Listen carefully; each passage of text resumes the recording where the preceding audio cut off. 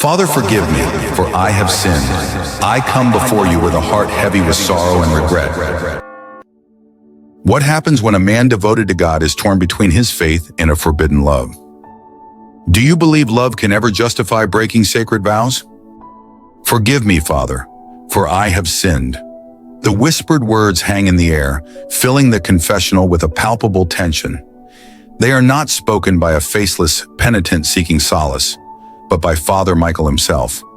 He sits in the dim, sacred space, the wooden booth a confining cage, his fingers trembling as they clutch the familiar beads of his rosary. His breaths are uneven, shallow, each inhale carrying the weight of an unspoken truth that no confession can absolve. For over 20 years, Father Michael had been the shepherd of this small parish. His faith had been his anchor, his sermons a beacon for the lost. Parishioners looked to him with reverence, trusting his unwavering devotion to guide them through life's storms. But faith is not a shield against the complexities of the heart. Beneath the robes and rituals, Michael had always been human, a man battling shadows he had long believed to be vanquished. When David walked into his church, the course of Michael's life quietly shifted. David was only a boy when he arrived, 17, vibrant, and full of questions about a world he scarcely understood. To the congregation, he was a miracle, an answer to prayers for new life and energy in their community. But to Michael, he became something far more dangerous, a confidant, a reflection, a catalyst for emotions he dared not name. At first it was subtle, a glance too long, a smile that lingered. Michael told himself it was innocent, a priest offering guidance to a lost soul. Yet the intensity of his feelings grew impossible to ignore. He began to dread and crave their encounters in equal measure. David's presence became a quiet storm, unsettling the calm Michael had cultivated through years of piety and prayer. The whispers started slowly, like the first raindrops of an oncoming storm. Parishioners noticed Michael's distraction, the unusual attention he gave to David. Mrs. Caldwell, a stalwart of the congregation, began watching more closely, her sharp eyes missing nothing. Michael felt the weight of their unspoken questions every time he stepped into the pulpit. Yet the greatest judgment came not from others, but from within. Every time he looked at David, he saw his own failure staring back at him. Now in the stillness of the confessional, Michael confronts the storm he can no longer avoid. The silence between his whispered words and the echoes of his breathing feels like a chasm. His mind races, replaying the moments that led him here. The late-night conversations, the fleeting touches, the undeniable connection that defied everything he believed. What is love when it pulls you further from your faith? What is faith when it cannot silence the desires of your heart? As the weight of his guilt threatens to crush him, Michael knows this night will mark a turning point. The fragile balance he has maintained for months is beginning to collapse. His vows, his devotion, his identity, they hang in the balance, teetering on the edge of a truth he can no longer suppress. This is no ordinary confession. It is the unraveling of a man who has dedicated his life to the divine, only to find himself consumed by something he cannot understand or control. It is the story of a forbidden bond that threatens to destroy everything he holds sacred. What happens when the man you trust with your soul is fighting to save his own? The parish of St. Dominic's was a sanctuary, a refuge untouched by the noise and chaos of the outside world. Tucked away in the countryside, it was home to a small, devoted congregation. For over 2 decades, Father Michael had been the heart of this parish, a shepherd and confidant to his flock. To his parishioners, he was a man of unwavering faith, someone they could trust without question. But beneath the surface of his composed life lay a truth he had spent years burying. Father Michael's life had been shaped by the church. From a young age, he had dedicated himself to God, believing that unwavering devotion would protect him from the shadows within. Yet there was a part of him he feared, a part he prayed to suppress, to forget. For years, his faith had shielded him, until David arrived. David wasn't just another boy in the parish. At 17, recently adopted by a local family, he carried an air of quiet confidence that drew people to him effortlessly. He was polite, humble, and eager to learn, quickly earning the admiration of the congregation. But for Father Michael, David represented something he couldn't define, a stirring in his soul he knew he shouldn't feel. At first, their interactions seemed ordinary. David excelled as an altar boy, performing his duties with quiet reverence and precision. He reminded Michael of himself as a young man, devoted and full of promise. They exchanged brief conversations after Mass, small moments of connection that felt harmless. But as the weeks passed, those conversations grew longer. David's questions about faith, life, and Michael's own journey touched something deep within the priest, awakening parts of himself he hadn't confronted in years. It wasn't just the conversations, it was the way David looked at him, with admiration, curiosity, and something else Michael couldn't place. He told himself their connection was purely spiritual, a bond between mentor and student. Yet in the silence of his room at night, those moments replayed in his mind, leaving him restless and conflicted. Michael tried to suppress the feelings as soon as he recognized them. He buried himself in his work, spending hours in prayer, fasting, and confession. But no act of devotion could silence the questions that plagued him. Why did David's presence affect him so deeply? Why did his heart race when their hands brushed during communion? Why did he feel drawn to the boy in ways that defied everything he believed? As the days turned into weeks, Michael's inner turmoil grew stronger. Avoiding David only seemed to magnify his presence. The boy's enthusiasm, kindness, and warmth were everywhere, during Mass, in the quiet hallways, and even in Michael's dreams. The strain began to show. Parishioners whispered among themselves, speculating about the priest's distracted demeanor. To them, it was fatigue or stress. To Michael, it was something far more dangerous. While Michael wrestled with his feelings, questions about David's past began to emerge. The boy had arrived with little explanation, adopted by a couple who offered vague accounts of his time in foster care. David himself avoided speaking about his life before St. Dominic's, but there were moments, fleeting and unguarded, when his cheerful facade cracked. His eyes, so often filled with warmth, betrayed a sadness Michael couldn't ignore. In those moments, Michael felt a pang of something deeper than desire, compassion perhaps, or love. He wanted to protect David, to understand him, to ease the burden he seemed to carry. Yet the very act of caring for David only deepened Michael's torment. How could he, a man of God, feel this way? How could he face David without seeing his own failure, his own sin? The whispers in the parish grew louder as weeks turned into months. People noticed how often Michael called upon David for tasks, how the boy always seemed to be by his side. Some saw it as a close mentor-student relationship. Others weren't as forgiving. Questions began to swirl, and Michael could feel their weight pressing down on him each time he stood at the pulpit. But it wasn't the congregation's murmurs that haunted him most. It was the knowledge that he was losing control. No matter how hard he tried, he couldn't untangle himself from the web of emotions David had awakened. And in the quiet corners of his mind, a terrifying thought began to take shape.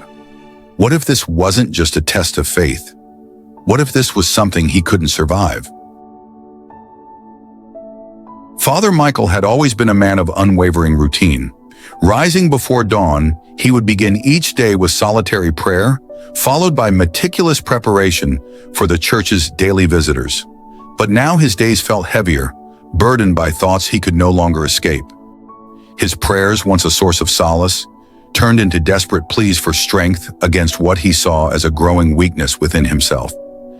Yet with every whispered prayer, the emotions only deepened, becoming impossible to ignore. The harder he fought to suppress his feelings, the more they consumed him. Every time David entered the room, Michael felt the weight of his guilt pressing harder on his chest. He avoided the boy whenever possible, immersing himself in his duties in an attempt to maintain distance. But avoidance only made their inevitable encounters more charged, the tension between them nearly palpable. One afternoon, while they prepared the church for Sunday Mass, David shared a story that left Michael completely unprepared. In a steady voice tinged with sadness, David spoke of his adoption. He described fleeting memories of a woman he believed to be his birth mother, and how he often wondered why she had given him up. Michael listened intently, feeling David's words strike a chord deep within him, awakening emotions he hadn't acknowledged before. For the first time, Michael didn't see David as a source of his guilt, but as a young man carrying his own pain, searching for answers to questions no one had dared to address. Overwhelmed by compassion, Michael promised to help David however he could. It was a small gesture, but one that deepened the bond between them, and with that bond came a renewed wave of guilt. Not long after, David sought Michael out late in the evening, hesitantly confessing his struggles. His schoolwork was suffering, and he admitted to feeling out of place in his new family.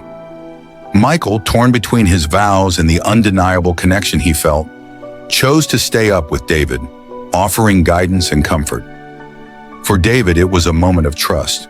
For Michael, it was another line crossed, a line that weighed heavily on his conscience. Meanwhile, the parish's whispers grew louder. Members of the congregation noted Michael's increasing distraction, his faltering focus during sermons, and his unusual behavior toward the altar boy. Some dismissed it as stress or fatigue, but others couldn't ignore what they were witnessing. Among them was Mrs. Caldwell, a longtime parishioner and self-appointed guardian of St. Dominic's traditions. Mrs. Caldwell had always been watchful, but now her attention turned to Father Michael. She observed every deviation from his usual composure with growing suspicion. Her curiosity soon turned into quiet investigation. Discreetly, she began asking questions, probing into David's past, his adoption, and the circumstances surrounding his arrival at the parish. Then one afternoon, she stumbled upon something unexpected. While helping to clean the rectory, Mrs. Caldwell discovered a faded photograph tucked into the pages of an old book. It depicted a young woman holding a baby. The woman's smile was warm, but her eyes seemed distant, filled with unspoken sorrow. Mrs. Caldwell recognized her immediately. It was Michael's estranged sister, Emma, the one he never spoke about. The discovery left her deeply unsettled, her mind racing with questions she dared not voice aloud. The photograph became a puzzle piece in a larger, more troubling mystery. Mrs. Caldwell couldn't shake the suspicion that the connection between Father Michael and David was more complex than it seemed. Though she kept the discovery to herself, her demeanor toward Michael changed. The warmth in her eyes gave way to wary glances, and her once friendly conversations became clipped and distant. Unaware of Mrs. Caldwell's findings, Michael continued to spiral. He withdrew further from the parish, shortening his sermons and avoiding interactions with his parishioners. He spent hours alone in prayer, hoping for clarity, but the more he isolated himself, the more he found himself drawn to David.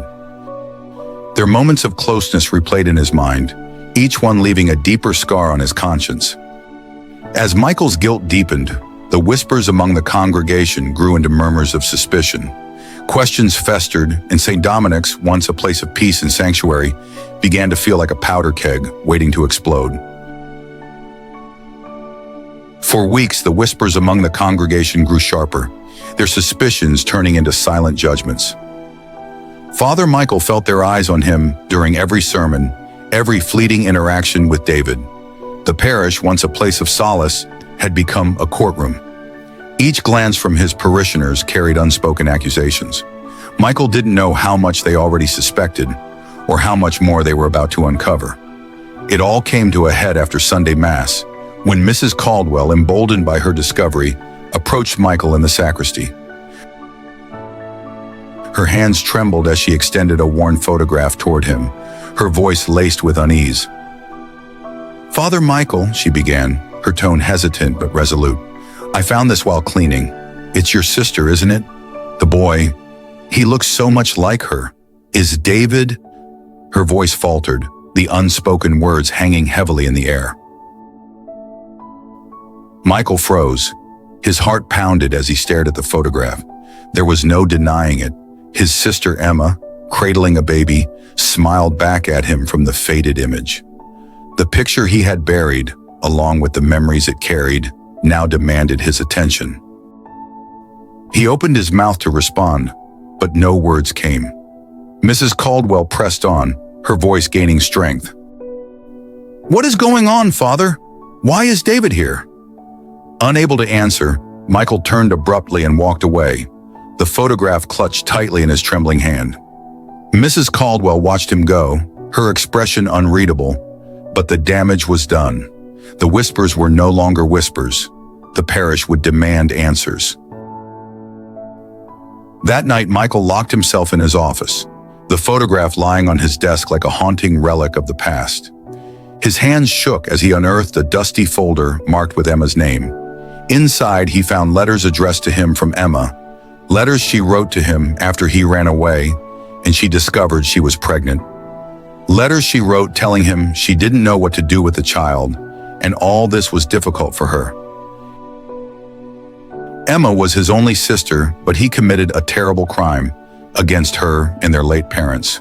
Tears blurred his vision as he read the words on the page.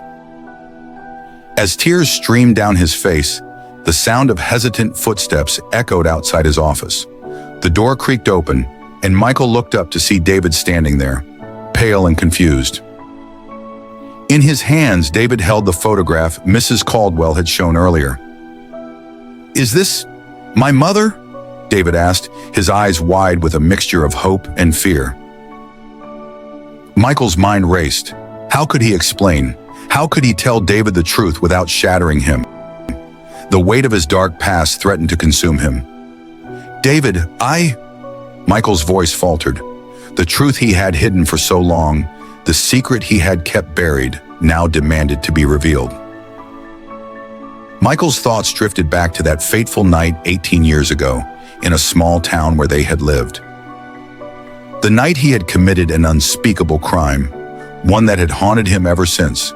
The night he had raped his sister Emma. David's voice brought Michael back to the present. "Why didn't you tell me? Why didn't anyone tell me?"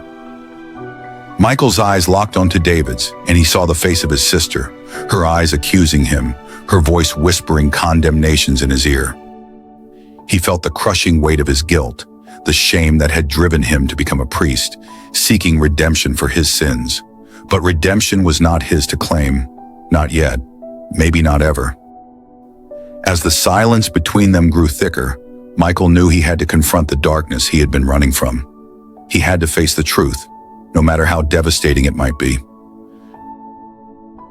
"David, I have something to tell you," Michael began, his voice barely above a whisper. But before he could continue, David's eyes narrowed, his expression a mix of anger and confusion. "What is it, Father? What have you been hiding from me?" Michael took a deep breath, steeling himself for the revelation that would change everything. "David, I am your father." The words hung in the air like a challenge, a confession that would forever alter the course of their lives. But Michael knew that this was only the beginning. The truth he had hidden for so long would now be revealed, and with it, the consequences of his actions. As the two stood there, frozen in time, the sound of church bells tolled in the distance. A haunting reminder of the secrets, lies, and betrayals that had brought them to this moment. The air in the church was heavy with tension, a feeling that hadn't been felt in years. Father Michael stood at the altar, his hands trembling. The whispers had become too loud to ignore. His guilt was no longer something he could bury. "My brothers and sisters," Michael began, his voice unsteady but firm, "I have failed you." The words struck the congregation like a thunderclap.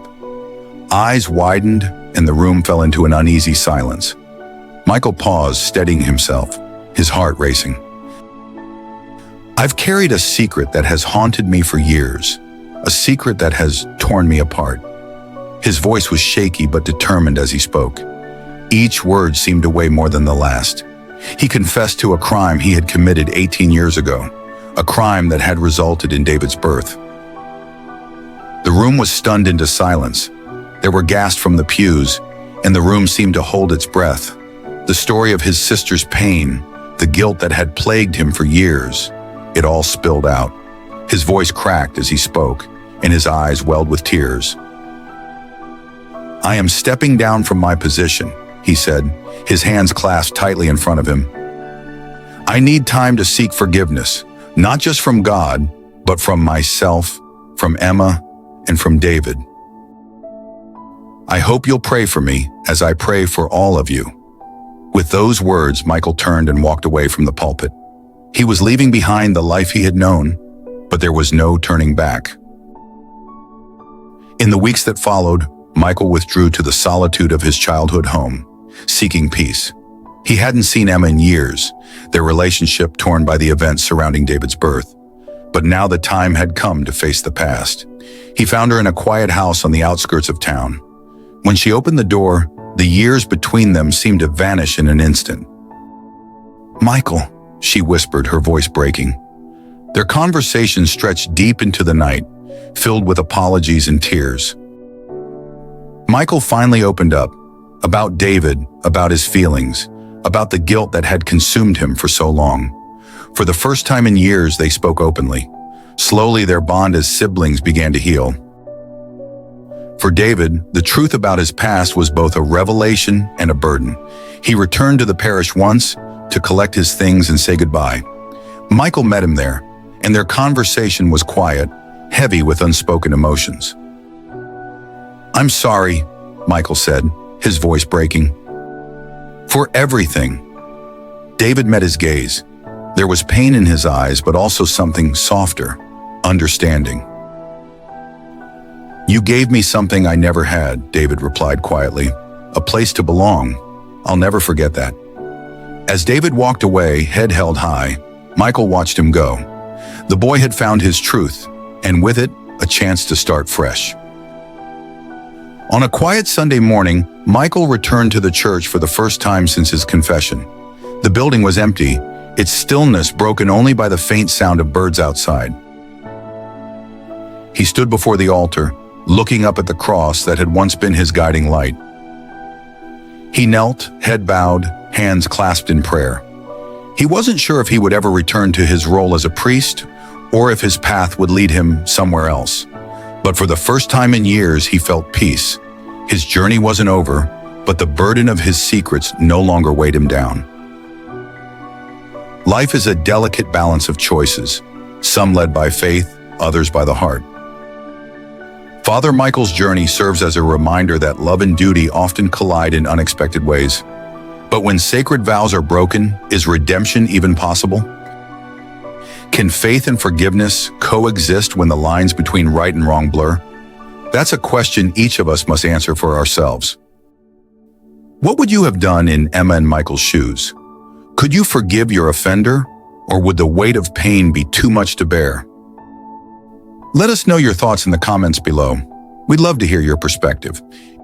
If you were moved by this story, make sure to subscribe to Secrets and Shadows for more thought-provoking tales of love, betrayal, and redemption. And don't forget to hit the notification bell so you never miss a new video.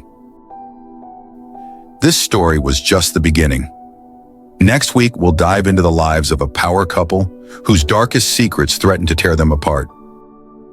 Ambition, deceit, betrayal. This tale will leave you speechless. Stay tuned.